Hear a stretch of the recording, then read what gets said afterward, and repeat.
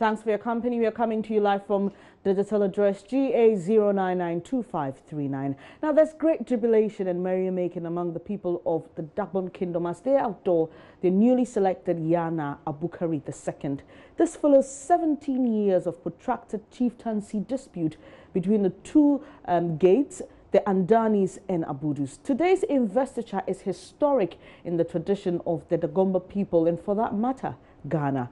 A host of key state functionaries are represented at the Gbewa Palace in Yendi, where the investiture is taking place. The first gentleman of the land, President Akufo-Addo, arrived in Tamale yesterday to a rousing welcome en route to Yendi. We'll take you live to Yendi for the latest, but before that, here is an excerpt of his arrival. Kind courtesy, the presidency.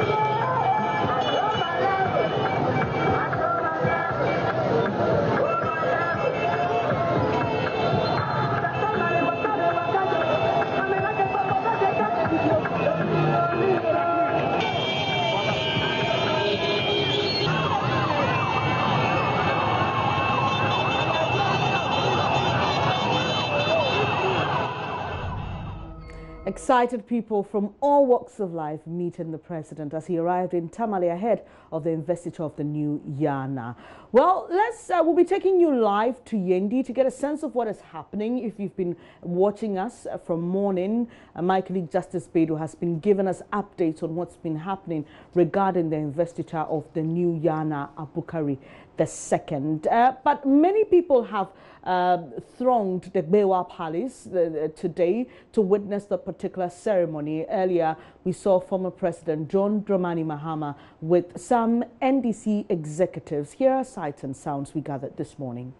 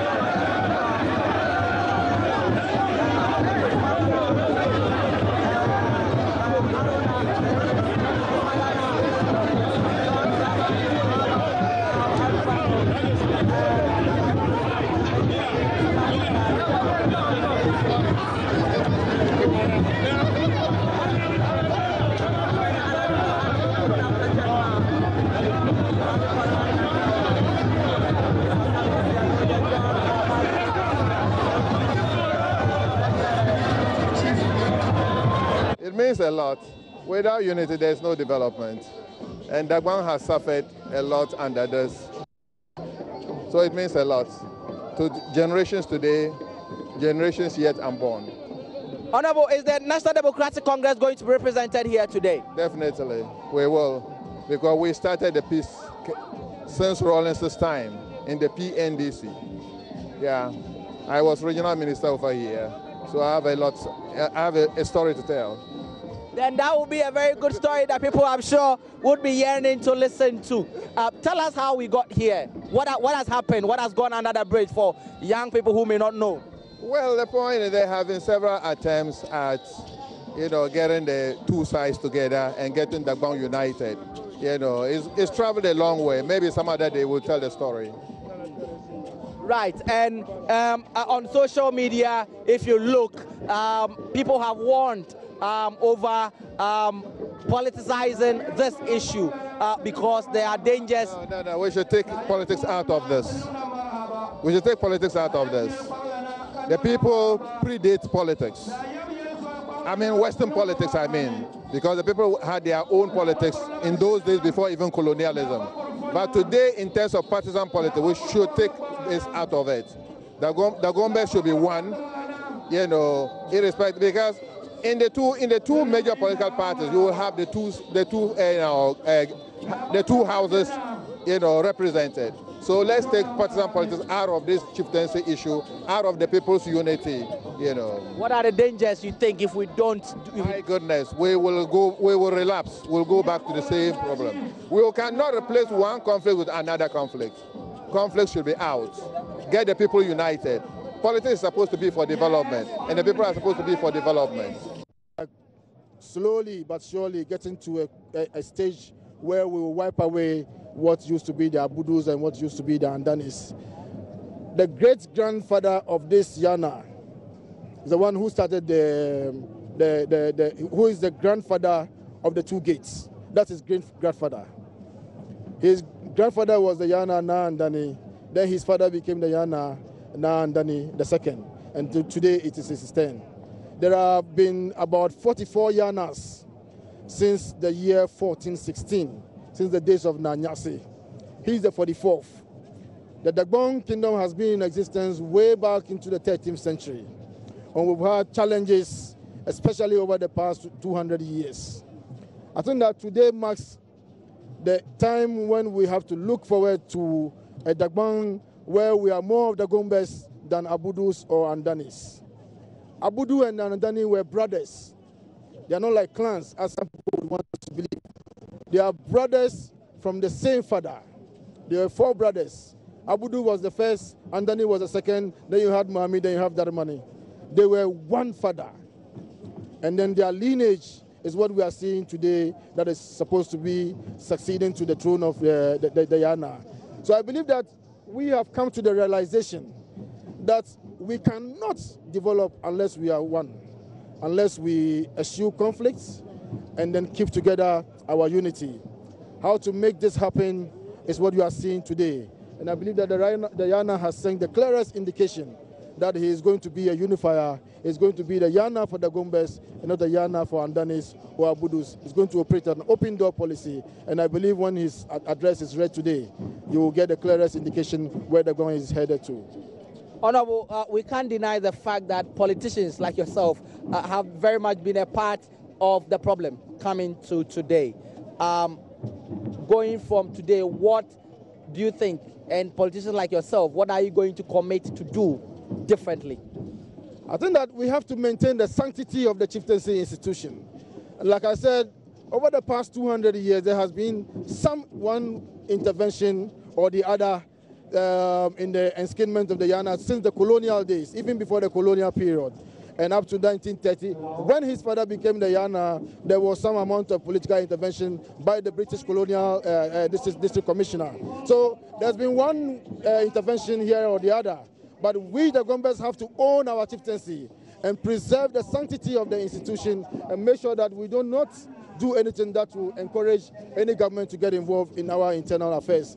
All of us are going to make that commitment, both sides of the political debate, both MPP and NDC, regardless of how much political capital we are likely to score. Let's ensure that Dagbon gets its just desserts, so that we do not have any intervention. We do not have such intervention in other traditional areas, and Dagbon has to insist that we do not get that intervention. Yes, indeed, politicians have been part of the problem, and as you can see, a politician is resolving the problem today. Mr. President can get all the accolades that he deserves for giving personal commitment and resources culminating in today's event. I think that we have to give thanks and praises to God, but next we have to thank the President, and we can't thank him enough. I think I'm short of words how much to express my appreciation, my profound gratitude to His Excellency the President. So those were some sights and sounds we captured earlier from the Bewa Palace in Yendi. And let's now take you to the Ministry of Information's Facebook Live page. We can get a closer view of the new Yana Abukari II in full regalia as hundreds of people try to get a handshake from him and exchange pleasantries, as you can see in your shot there. The new Yana Abukari II sitting in full regalia, and you can see quite a number of people just wanting to shake his hand, congratulate him, exchange pleasantries, honor him, greet him, and all that. And in attendance, we are told, different chiefs from parts of the country. Former President John Dramani Mahama is there, and also President Akufo-Addo, as you may have seen earlier, dressed like a Dagomba in there. And then we also know that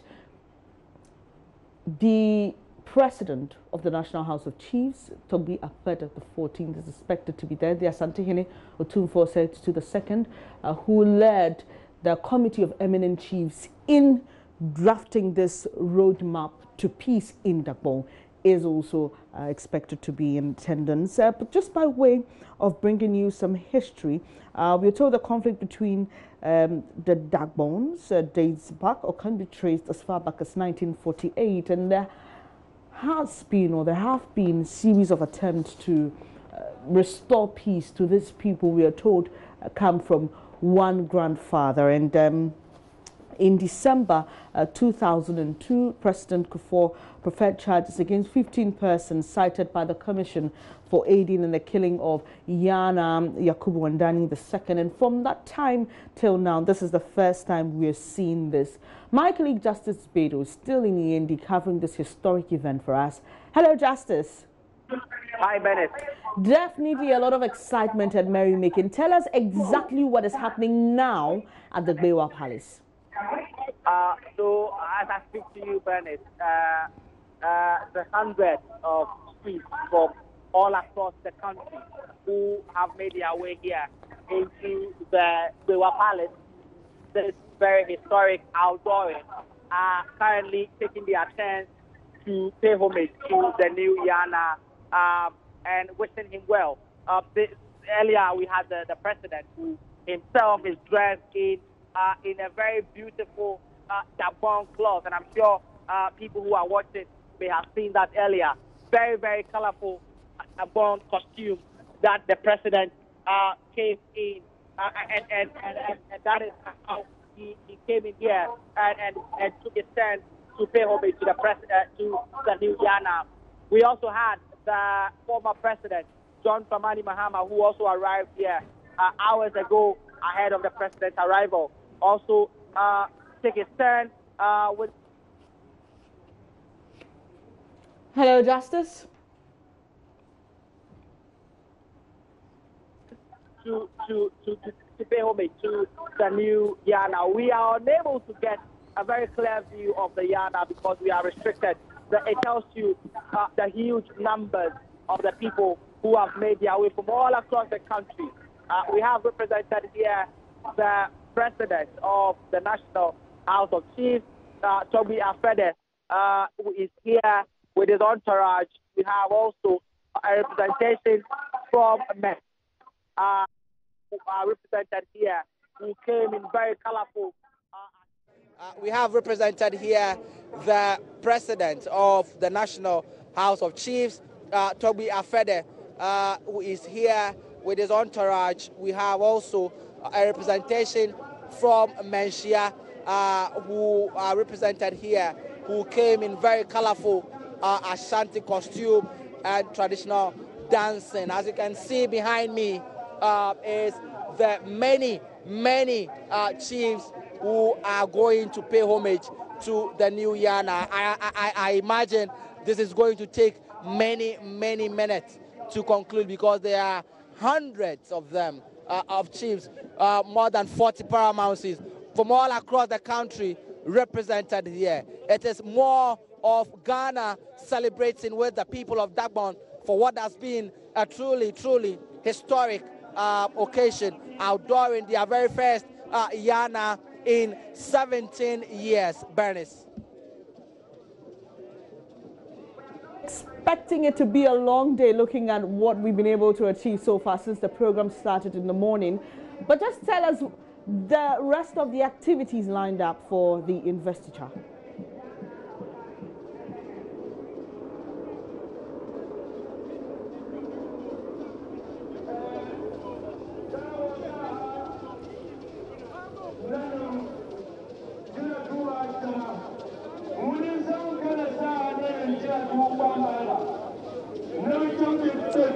So we know that following from the homage paying, which is currently underway, and I assume, as I said, this is going to take many minutes, if not hours, to conclude.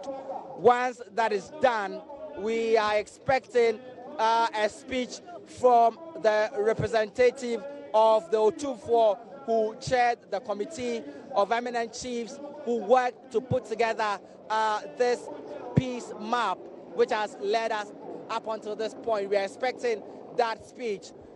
When he is done, we are also expecting the new Yana to make his very first statement to his people and indeed to the entire country.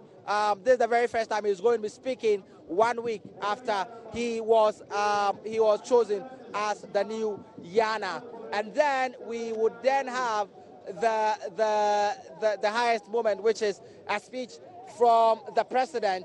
That is what is going to close the day. And then once that is done, people will start moving out of the Bewa Palace, and that would mark an end to what is truly a historic day. I assume, following from what happened with the two funerals, the day is going to go very deep into the night with a lot of celebration, with people, a lot of food, a lot of drumming, a lot of dancing, Bernice, that is expected to happen here all through the day, going deep into the night. People have been waiting for this day for very long, and I expect there will be a lot of pomp, pageantry, and partying going deep into the night, Bernice. Indeed, a lot of dancing, like we saw you doing that report you sent earlier. Hopefully you've learned a lot more dancing moves and you'll be able to join the people. This is our continuing coverage on the investiture of the new Yana of Dagbon. We'll be bringing you more even as the program is still underway. But let's bring you some other stories now we've been gathering from other parts of the country. Tension is high among mining groups in Bani in the Upper East region after some 17 illegal miners died from breathing difficulties, we are told, following a mine blast on Wednesday. 3 mining groups, Bantama, Port Bataba and Yengenga, are said to be blaming each other of encroaching on the concessions of Shangji mine when Lands Minister Sumatreme and his deputy Benito Wusubio led a delegation from the ministry to the area Thursday. Inspectorate Division of the Minerals Commission has meanwhile started investigations into the deadly blast. Latif Idris was with the team and here's his report.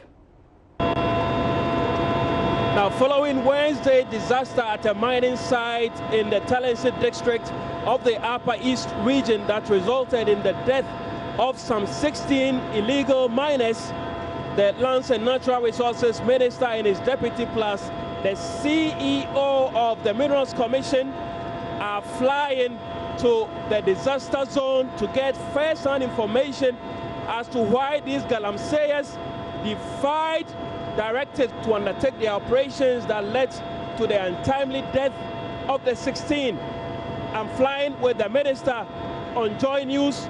We bring you details. That trip lasted about 1 hour 45 minutes from Accra through the Tamale airport to the community of Bani. Bani, a small mining community in the Talensi district of the Upper East region, has become the subject of discussion following the death of over a dozen miners there.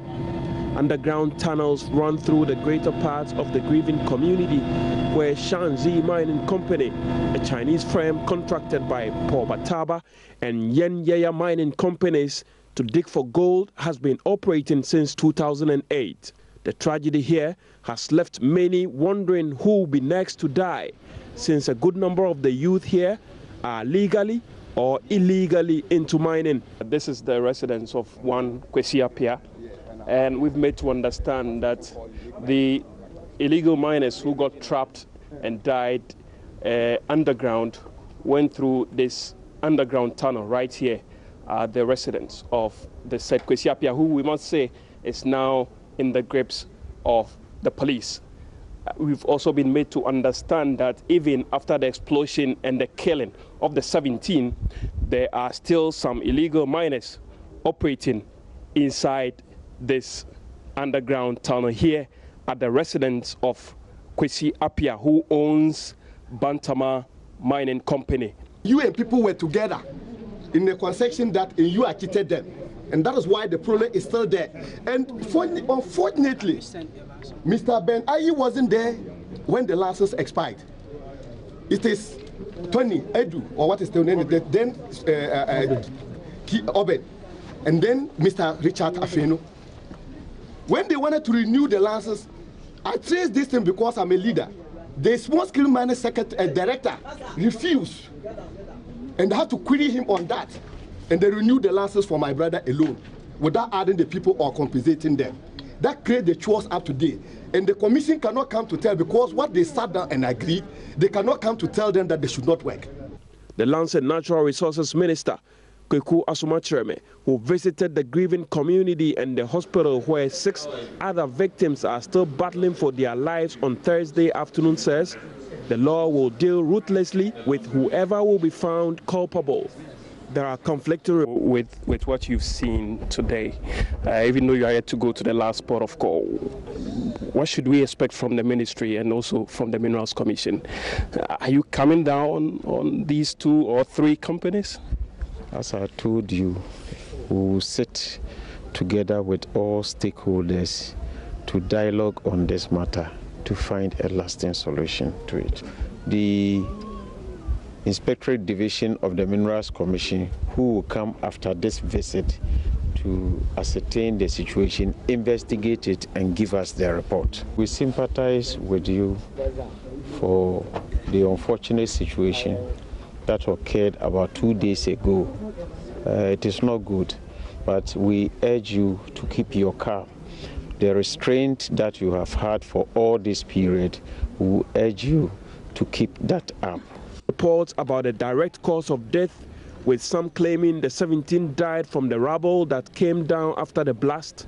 Other reports, however, suggest the illegal miners were trapped by the fumes that emanated from explosives used and not rubbles, because the miners went to the tunnel after Shanxi's controlled blast. I'm saying this, that these intruders, or what we call people's pattern, have drilled peace in their various homes and laying out operational areas, as the district officer has put it right.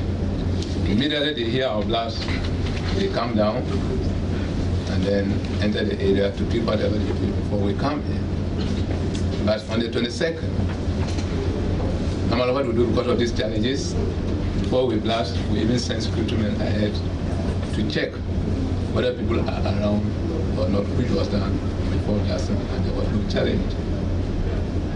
There was nobody around. So blasting was conducted around 10 o'clock. After staying for 2 hours, our team went back again. And when they went, they encountered some people. They were arrested 10. People were given to the police. And they also went around and realized there was somebody who had fallen from race 3240, which connects level 2 to level 1. As at now, level 1, we are not working there because we man out that area. So he was injured on the head. So this was reported to us and also reported to the police. And we sent him in our ambulance to regional hospital. It was when the district sent this person to the regional hospital that they went and met Mr. Kwesi Abia, that's Kwesi Bantama, over there, telling them he was catering for some people who had an accident.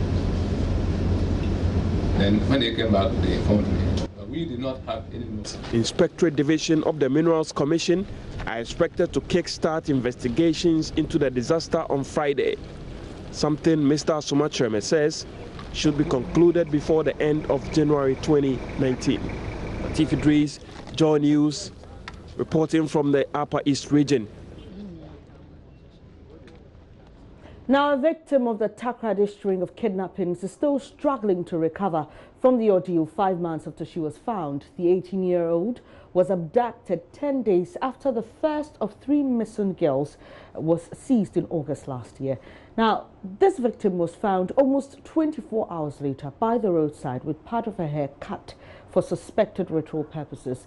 Now, no arrests have been made so far. Nanaya Ojima caught up with mother of the young woman in Kumasi for a chat and filed this report. I pray just as God helped me find my own, He will do the same for them.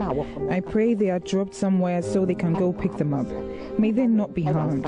Some money will go into their care when they are found, but the parents must be resolute.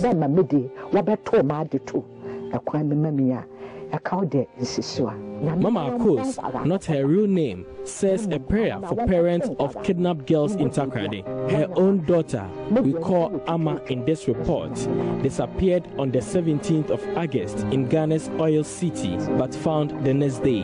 The 18-year-old was abducted at TTR Master's flat on the 7th August 2018, 10 days before Priscilla Bentum. One of the missing 3 was kidnapped. Mama Akos has not been herself ever since news about the missing girls broke. Fortunately for her, Amma was found hours afterwards, but not in her right frame of mind. She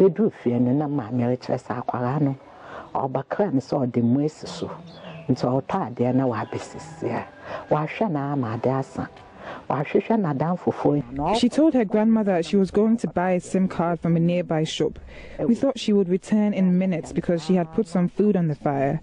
We were shocked she wasn't back even at bedtime. I had gone out to search for her again in the evening after earlier rounds since I couldn't sleep. I found her dumped a few meters from the house. She looked weak. Her neck appeared hurt, could not keep her head firmly up. She looked like an autistic child.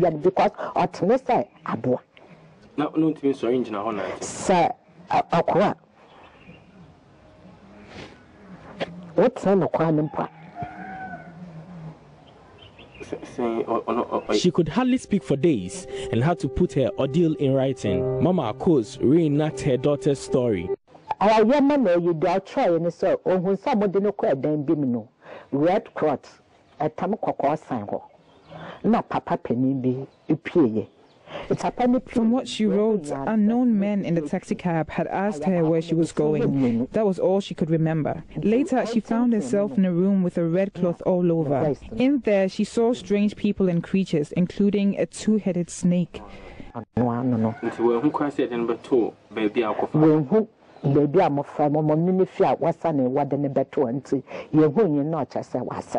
family says it has incurred substantial debt from relatives and friends to enable them to take care of the young lady's medical bills. Her father and I are pensioners, so it's difficult for us. We have been to several hospitals and churches in Kumasi and Takoradi. Lots of people have supported us financially. It saddens us, but there is hope.